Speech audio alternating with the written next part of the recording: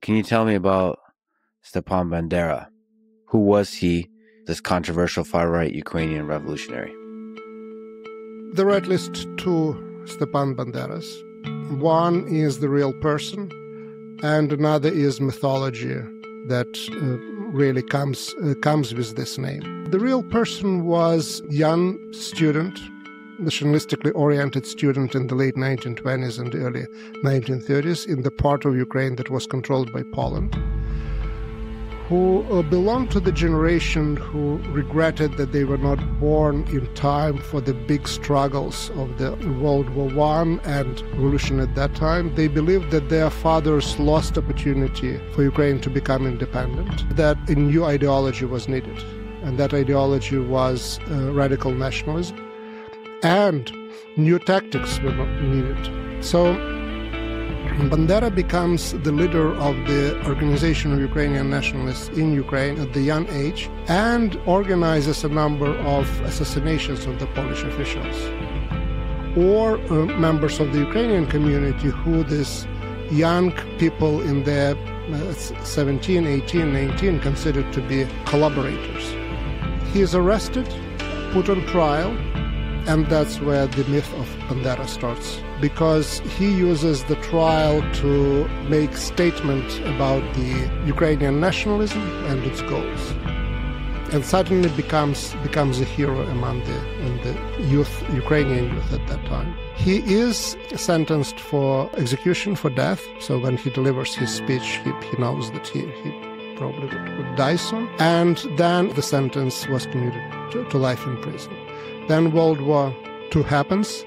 The Polish state collapses under the pressure coming, of course, from Nazi Germany and the Soviet Union. Bandera walks away.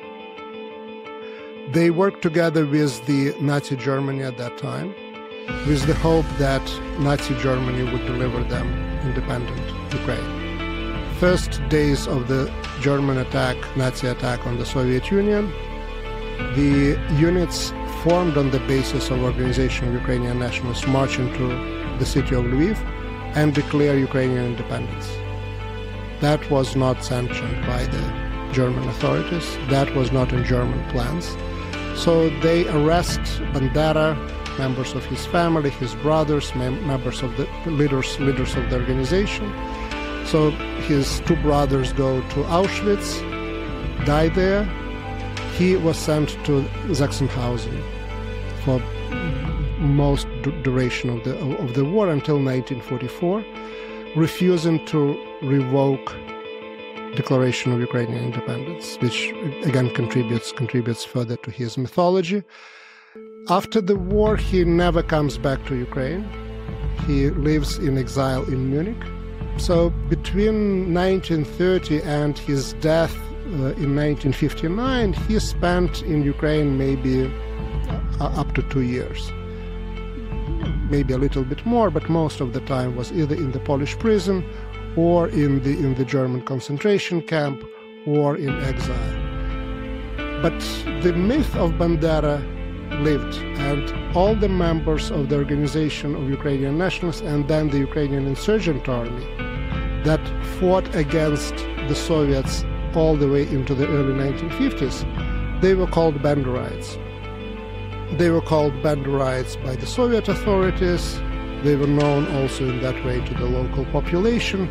So there was a faraway leader that barely was there on the spot, but whose name was attached to this movement for really liberation of Ukraine at that time. Again, the battle that failed. The fact that he collaborated with the Nazis sticks. That label just stays, that he's a fascist, he's a Nazi. This label is certainly promoted first by the Soviet propaganda and then by Russian propaganda. It works very nicely. If you focus on the years of collaboration, those were the same years when Joseph Stalin collaborated with Hitler. We have the same reason to call Stalin Nazi collaborator as we have the reason to call Bandera Nazi collaborator.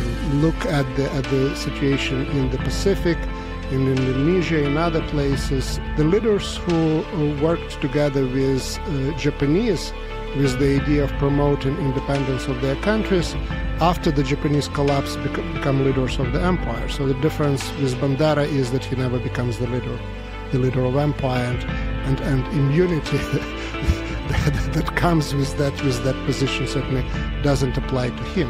But there are other parts of his life which certainly put this whole thing in question. The fate of his family, his own time in the German concentration camp certainly don't fit the propaganda one-sided image of Bandera. In terms of him being a hero, that's a very, very interesting question, because he is perceived in Ukraine today not by all, and probably not by the majority, but by many people in Ukraine, as a symbol of fighting against the Soviet Union and, by extension, against Russia and Russian occupation. So his popularity grew after February 24th, 2022, as a symbol of that resistance.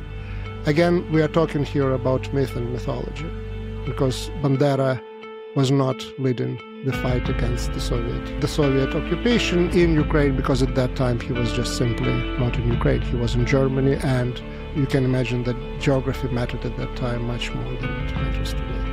Clarify, was there a moment where Bandera chose Nazi Germany over the Red Army when the war already began? In the list of allegiances, is Ukraine's independence more important than fighting Nazi Germany, essentially? The Ukrainian independence was their goal, and they were there to work with anybody who would support and in one way, or at least allow, the Ukrainian independence. So there is no question that they are just classic nationalists. So the goal is nationalism is the principle according to which or at least one definition is according to which the cultural boundaries coincide with political boundaries. So their goal was to create political boundaries that would coincide with the geographic boundaries in the conditions of the World War II, and certainly making deals with whoever would either support, as I said, or tolerate that project of theirs. So I would love to find the line between nationalism, even extreme nationalism, and fascism, and Nazism. So for Bandera the myth, and Bandera the person, to which degree did he hate Jews? Was he anti-Semitic? We know that basically in his circle there were people who were anti-Semites, in a sense that, okay, we have the texts, right?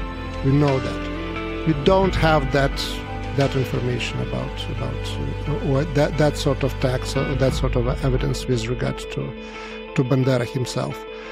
In terms of fascism, there is very clear, and there is research done, that in particular Italian fascism had influence on the thinking of people in that organization, including people at the top. But it is also very important to keep in mind that they call themselves nationalists and revolutionaries. And despite the fact that in 1939, in 1940, in 1941, it was very beneficial for them to declare themselves to be Ukrainian fascists and establish this bond with not just with Italy, but with Nazi Germany, they refused to do that. And then they refused to recall their independence. So influences, yes. But clearly, it's a different type of a political project. So let me fast forward into the future and see to which degree the myth permeates. Does Ukraine have a neo-Nazi problem? My understanding is there are Nazis in Ukraine, and there are supporters of white supremacy theories. But also my understanding is that they're extremely marginal, and they're more marginal than the same sort of groups are in Central Europe maybe in the US as well. And for me, the question is not whether the Ukraine has it, but why, even in the conditions of the war, the radical nationalism and extremism and white supremacist is such a marginal force. When in the countries that are not at the war,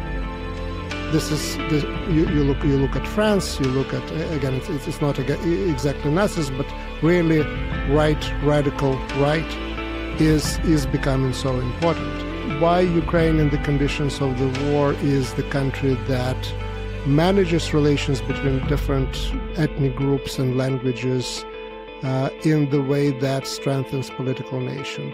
So for me as a scholar and a researcher, what I see is that in Ukraine, the influence of the far right in different variations is much lower than it is among some of Ukraine's neighbors and in Europe in general.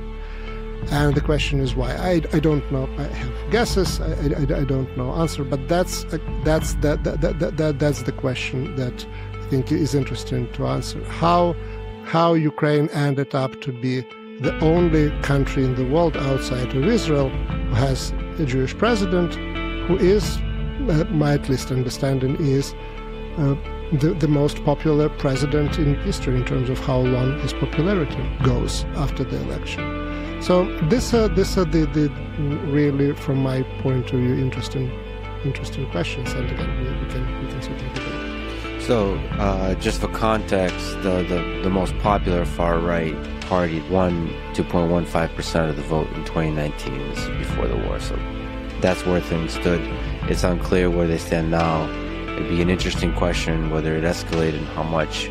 What you're saying is that war in general can serve as a catalyst for expansion of extremist groups, of extremist nationalistic groups especially, like the far right. And it's interesting to see to what degree they have or have not risen to power in the shadows.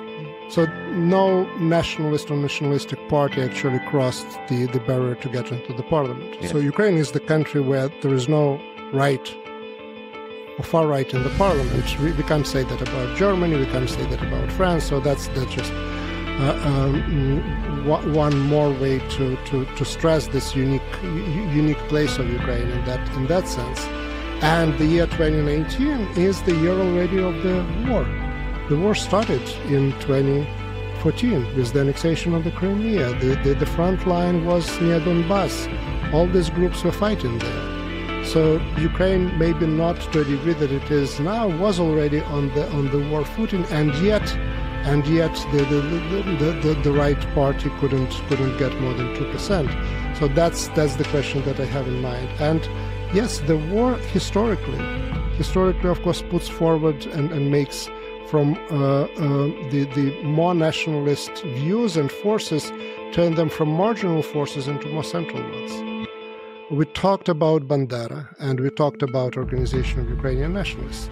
They were the most marginal group in the political spectrum in Ukraine in the 1930s that one can only imagine. But World War II comes and they become the most central group because they also were from the start they knew they had the organization, the violence was basically one of their means, they knew how to fight. So historically wars indeed produce those results. So we are looking at Ukraine, we are trying to see what is happening there.